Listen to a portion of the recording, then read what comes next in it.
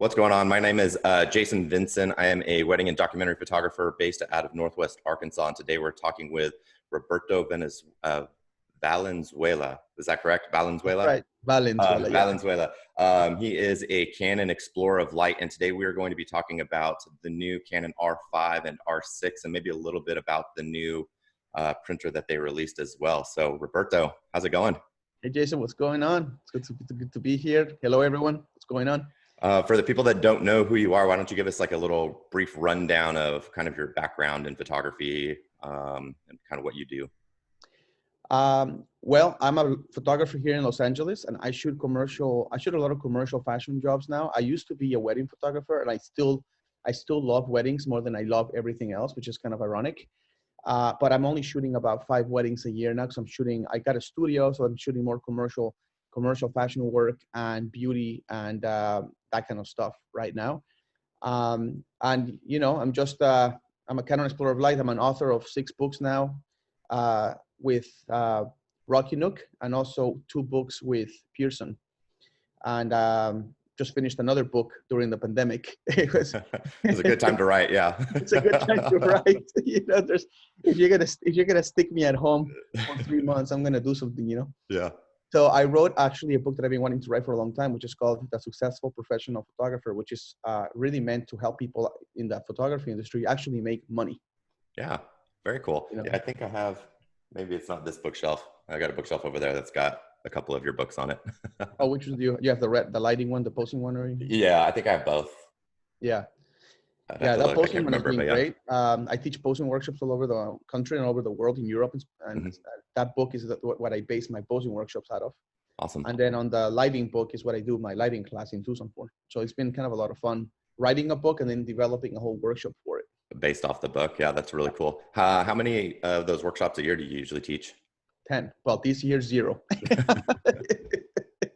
But normally 10. Yeah, 10. Usually 8 posing workshops and 2 lighting classes in Tucson, Arizona. Very cool. So being a Canon explorer of light, you had the ability to have the new Canon R5 and R6 pre-production models, and you shot the ad campaigns and stuff like that. So how long did you have those cameras for? Kind of a while. I had them for over a month, so let's say around 6 weeks or something. Okay, and this is before even the release, right? Oh yeah, a long time ago. Yeah. Like I got the camera back in April. Okay, yeah. So you've had it for a little bit. Like end of April, and then I shot the campaign on May 29th. So I had it for about 6 weeks, and then I had it for another week after the campaign. Canon really wanted me to be an expert in these cameras as much as possible. Now, I'm not a video guy. I'm a photographer, so I know the photo side of it pretty well. I know the video side of it well too, but I am not a video expert. So me talking about video, it's like I can do it at like high level, but photography, I can go pretty deep. Yeah. Which is funny because most people don't talk about the photography side of these cameras as much because the video specs are so exciting. Yeah. Right? That's one of the, like, I've noticed that one of the biggest talking points is the R5's video capabilities for sure. For sure. People are really pumped up about it. And I think for a good reason, the camera is a beast in the video world. But so is the R6, you know, it's just, so the R6 just has a higher compression rate with IPV, but the rest of the stuff is a pretty amazing package for video with the R6. Yeah. And for that price point, it's just crazy.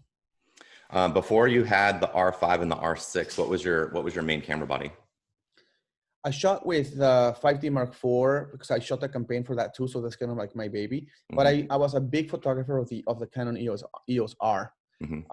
Just their first mirrorless camera. But that camera, even though I learned to love it, the ergonomics of that camera were quite different than Canon's usual ergonomics.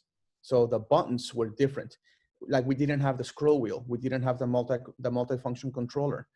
And these are things that I used every single day in my workflow. So I adjusted and I was able to adjust quickly, but it was definitely something I missed. Right. Coming from the 5D Mark IV and the R, what's your favorite new feature of the R5 and the R6? Or if it's only on one of them, what's your new favorite feature? I think when I look at these cameras, I kind of think about what's going to be very helpful to me. I still shoot weddings. I just don't shoot as many.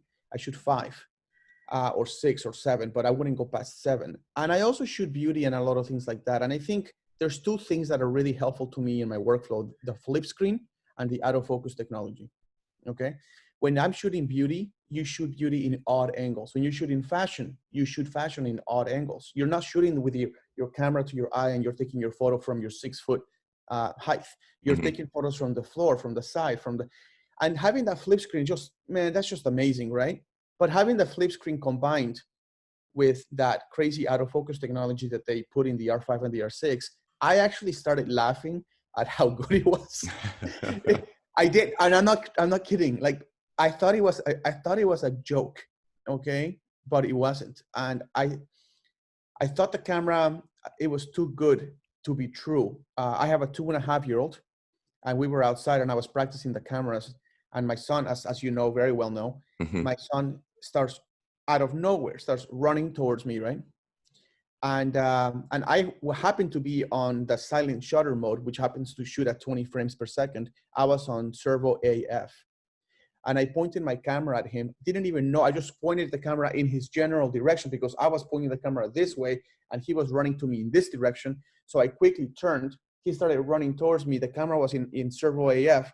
I just pushed the shutter down, didn't even aim properly. I just pushed the shutter down. And all 20 photos or 40, whatever it took, were in focus. Yeah, that's awesome. Okay? So that to me was just like get out, like just get the heck out. You know, that doesn't happen, right? With the 5D Mark IV, I would have missed most of them, right? Because you have to actually take a picture every time and refocus, recompose, take the picture. It's a different workflow. You go from focusing, recomposing to never having to recompose because the camera has 100% coverage in autofocus zones. And so you don't have to worry about recomposing. If the subject moves left or right, the focus just tracks them left and right. It doesn't really matter. But with the ability to do that with a flip screen, it allows you to also photograph people when they don't know that they're being photographed. Yeah, absolutely. You know? Because the camera makes no noise. Even if you use the mechanical shutter, which is the one that makes the most noise, it makes hardly any noise. You know? So if you point the camera, if you hold it down with your hand and you're actually holding it down like the way you would just hold like any object with your hand, down, your hand completely, your arm down, you could be photographing people and they would never know. So talk about capturing the most personal, the most emotional, the most powerful moments in family portraits, high school seniors, weddings, or anything like that. It is that kind of feature to me is what makes me want to get these kind of cameras. Yeah. Of the R5 and the R6, what do you see yourself shooting with the most? I would shoot, well, with the R6, I would definitely use them more for weddings. And the R5, I would use that for everything else. Yeah. The R6 is an incredible camera. First of all, it has less megapixels, which makes my workflow easier. Okay, when you're shooting weddings, you have 3,000, 4,000 pictures, and I really don't want 45 megapixels that much. I mean, I can handle it because I have the hard drives and all of that, but most wedding it still photos, slows down your process no matter what. It does a little bit. You know, that to me, 45 megapixels is an obscene amount that, you know, you'll hardly ever need that much. Mm-hmm. Especially if you're a highly experienced photographer, you pretty much shoot very accurately. Like you shoot exactly at the focal length that you want to keep. So having to crop things, I don't normally crop things on the R5. If I take the photo the way I took it, that's because that's the way I meant to take it, you know? So me cropping pixels to be able to get a tighter crop is something I just never do. I just change the lens and I just do it right, you know? I'm also a big advocate for printing and really good printing. So if you're cropping pixels, you're killing pixels, you're destroying your printing ability when you do that. So I don't do that at all. I try to be very organic on the way I shoot. With weddings, R6, to me, you're shooting 3,000, 4,000 photos at 20 megapixels. It's a way easier workflow. You can print. In fact, when Canon and I did the announcement recording, I printed a 30 by 46 inch photograph with the R6. Okay, that was bigger than life size, and it was stack sharp. So to me, I'm like, okay, let's slow down, people. Like 20 megapixels printed properly can give you a very nice print. And I'm talking 20 by 30 would be easy to do, okay? 99.9% of wedding photographers are never going to print a wedding photo bigger than 30 by 40, or if they do, it will be very rare. So most of the time you put your photos on albums and they're gonna be about this little. So I think that's a great amount. Also, because the R6 has less megapixels, it also handles focusing in low light a tiny bit better than the R5. And that advantage in a wedding can come in handy. So it can collect focusing information in darker rooms or darker environments by about half a stop than the R5 could because of the higher megapixel count. Okay. And you know, so to me, I'm a fan of low megapixels a little bit, just because it provides things for you that you cannot do with higher megapixels. But of course, the higher megapixels is great for everything else, printing, having more editing power, and that kind of stuff. Awesome. So since the R5 and the R6 have been out or like fully announced, everyone's been talking about them a bunch. Is there anything that you feel should be talked about a little bit more? Because I know that people get stuck on certain features and other features they kind of like go under the radar. So is there any like underrated features that you feel like people should know about? Yeah, I would say there's three that are pretty important. One is the EF to RF adapters. The second one is the ability to zoom in on the focus. When it's tracking focus, you can actually zoom in and see if you're actually on point. So while you're holding the camera and it's tracking the focus, you can see the little square on the person's eye, right? Mm-hmm. But the camera can go a step further. If you push one of the buttons in the camera, it actually zooms in immediately, and you can see that it's in the exact eyeball that you want. Or maybe you want to focus on the eyebrow. Maybe you don't want to focus on the eyeball. One of the features that not many people know about is that the camera has over 1,000 focusing zones, which is like way more than the R ever did. What that means to the user is that if you want to focus on something smaller in the frame, let's say an eyebrow or like an earring, but you don't want to focus on the ear, just the earring, mm-hmm. The camera has over 1,000 focusing zones, not focusing points, focusing zones. So you can actually take that zone and say, only focus on that tiny little 0.5% of the screen, right? So it can track like a person's nail, but not necessarily track the finger if you don't want it. Like you can say just the nail, right? So that's a feature people don't really know about. They wouldn't know unless you have the camera, right? So, and then the other feature that I love is the 1.6 crop factor option that you have, because Canon is making the most beast lenses in the world. The RF line, no one in the planet doubts they are incredible. Optically, they are superior to everything I've seen. And the 28 to 70 2.0 can now be at 28 to 112 because of the 1.6 crop factor that you could put in. So if you're photographing like an event and you're shooting wide angles and you're doing all this stuff, you could zoom into 70 and be totally shooting closer up. And then if you want to shoot portraits, you don't have to switch your lens. You don't have to go to your camera back, take the lens and put a new one on. You could just go to your camera menu and turn on the option to turn on the 1.6 crop factor, and boom, you are now at 112 millimeters with your same 2.0 ability. So your f2.0 stays at 2.0, even though you just extended the lens from 70 to 112 by cropping by doing a 1.6x crop factor on the sensor. Now that's essentially just the same thing as cropping in post, right? It's not, is it doing anything in the back end to still give you the 20 megapixels or the 45 megapixels or anything like that? I'm not sure if it's cropping pixels out or if it's doing something in the back end to give you the full pixels. That one I don't know, and I'm gonna find out actually. Mm-hmm. I'll be honest, I've used that feature a lot, and I have worked on those images on the one with 1.6 crop factor, and I don't see an issue with that. I've never seen like a weakness in the pixel count, mm-hmm. but that doesn't mean it doesn't mean that it's not there. I just haven't noticed it.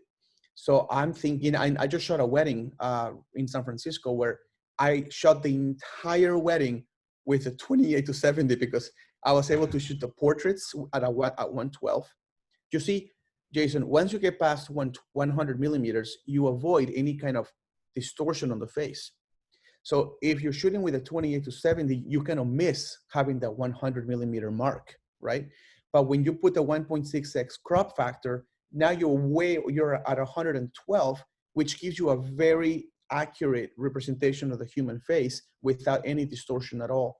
So to me, I used that a lot during the portraits, and I did not see any issues at all. In fact, the photos came out beautifully. But I will call Canon and ask them what happens when you crop the sensor.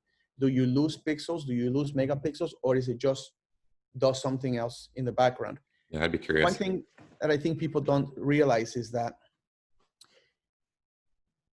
the EF to RF converters, that changed the game for me, man. That changed the game. I used to photograph, I don't want my work to look very similar to everyone else's, right? So when I go outside in areas in California where it's nice and hot and it's always sunny, I always have to tone down the light of the sun by putting a neutral density filter on my lenses. I have about 30 of them, right?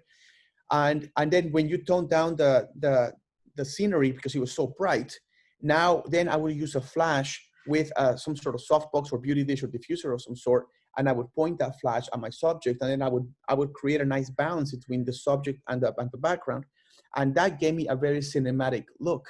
And so because of that, I invested in thousands of dollars, literally, in neutral density filters from 3 stops to 1 stop to 8 stops to all kinds of different things. When the Canon EOS R came out, and also the R5 and the R6, Canon came out with the RF to EF adapters, and it has a drop-in variable neutral density filter that sits in the back of the lens. So I only have to buy that one adapter, use my EF lenses, and now I have all of my lenses can use that same neutral density filter. So now I just put that on and I leave it on the camera. Okay, I leave it on one of my bodies. So one of my Rs is always attached with the neutral density RF to EF adapter, and my other R is just for RF lenses. Does that make sense? Mm-hmm. So it's just for the native lenses for the mirrorless cameras, right? Yeah. So if I want to do a native lens, like a 28-70 RF 2.0, I just use the camera on the right. And if I want to use one of my EF lenses, like a wide angle, and create a cinematic look with the neutral density filter, it is the camera on my left hand. And man, when you do that, it's awesome. Like your work, if you're shooting portraits of the bride and groom, or you're shooting a fashion shoot and they see the photo, people are not used to seeing a photo that looks that cinematic out of the camera. In the screen itself, you either expose for the sky, and then you have to like light up the bride or the fashion model or whatever with a flash, or you expose for the subject and the sky is blown out. But when you put a neutral density filter and you tone down the luminosity levels to be similar to your subject, that look is not a look most people are used to seeing in the camera. And that's a very, very cinematic look. Another thing that I love about it is the flip screen. You're able to create, like I said, you're able to create those angles where people don't even know they're being photographed. And to me, that was a game changer as well. So the camera is tracking, and you're holding the camera down like you're not even paying attention to it. And the cool part about the EOS R5 and the R6 is that the new CMOS dual pixel autofocus 2 technology also tracks people's heads. So if I'm photographing you, Jason, and it's tracking your eye, if you turn around to speak to someone else, it will continue tracking your head. It will know to stay on your head because it knows, you know, it knows like that's a sexy head. I'll just follow that one, you know? So it is a nice looking hat. I have to admit. It's very proportional. But I think that's just a, can you imagine you're photographing a football game, or you're a father or a mother photographing your daughter or son in gymnastics, and they're flipping and stuff like that, and it's tracking their eye, and if they turn to flip, you continue photographing the right person. I mean, it's like, that's awesome. That is really cool. And it doesn't matter how fast they walk away from you or they walk towards the camera. The Digic X processor communicates with the lens and the sensor so fast that even if someone's moving at full speed towards you, it just tracks them like it's like that's nothing to the camera. Nothing. That's awesome. So, so wish list items. So a lot of times when cameras come out, like, you know, there's like quirks or bugs, or there's things that you're like, oh, I wish they did this, or I wish they did that. Or do you have any like wish list items for firmware upgrade, or like a feature that you wish was on there for the next model or anything like that? I think there are two things that would be cool to see. One, it would be great that you know how the RF lenses have the control ring Mm-hmm. at the very front. Yeah. Well, that control ring, you can customize that ring to do a lot of different features. You can change your ISO. You can change whatever you want. You can change your aperture priority or whatever. What I think would be cool to have, and I really hope they do this, is it would be cool for the RF lenses control ring to be able to change the Kelvin temperature. That could be cool. Yeah. Like if you're in a room with tungsten light, and then you're shooting in manual Kelvin, right? Kelvin, this is what I always shoot. And then you go outside in pure 5500 Kelvin light, daylight. Mm-hmm. You don't want to have to go to your menu and bring it down from from 2800 or 3000 to 5500. Like you just want to be able to control ring it, whoop, and then you're right back on a very beautiful look. Mm-hmm. You know, so I think that would be an amazing firmware update. And the other one, it would be kind of cool. I don't use video that much, but I'm gonna start doing more YouTube videos now because my channel's starting to take off a little bit after this launch. Mm-hmm. But it would be cool if the R6 gets all eye compression instead of just IPV, and then we can have the option. Very cool. With the Kelvin thing on the video ring, do you think that would be something that would constantly be like bumping into or like accidentally hitting while it's like on your side or something like that? I feel like it would be cool to like be able to fine tune it and actually, because especially with the EVF, because you would be able to visually see that change happening. But I feel like that'd be something I'd constantly hit like on the side of my leg, and I'd pull it, it'd be like, oh, now everything's orange. It's a good point. That could definitely be something that if you decide to use that control ring for that feature, that you would be more conscious of that, right? It could be something cool. Like maybe it does it just whenever you like push a button. So you have like a function button that like while I'm holding it and twisting, and then that would get rid of it or something. But that would be a cool feature to have. Actually, you can do that already. You can do that already. You can you can make it so the control ring, it doesn't do anything unless you push a button.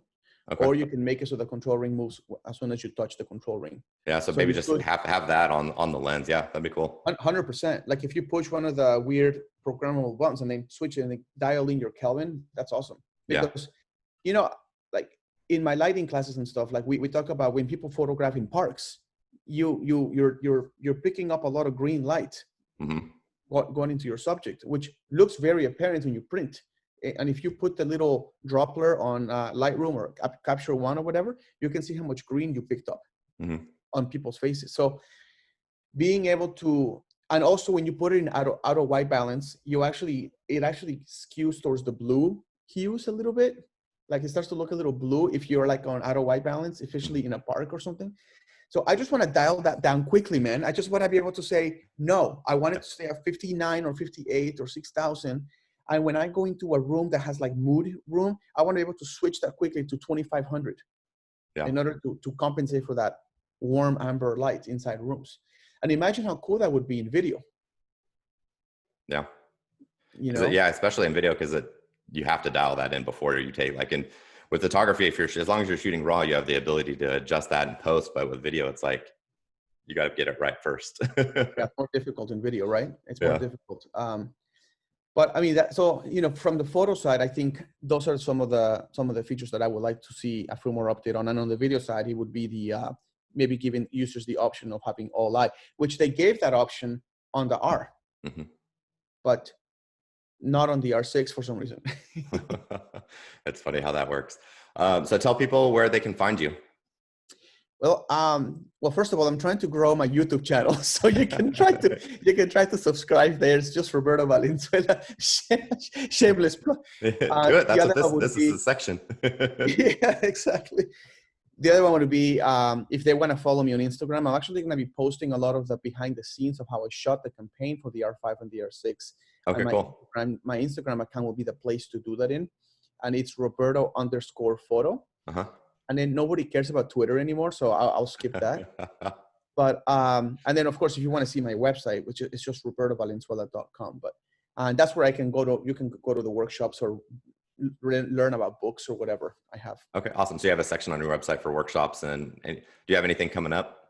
Yeah, I have a very, very, very cool, my first conference in Tucson, Arizona, that's going to be dedicated to only lighting education. So it's not a conference when you learn about everything. It's a conference where people go to become ninjas at lighting. So it's everything lighting.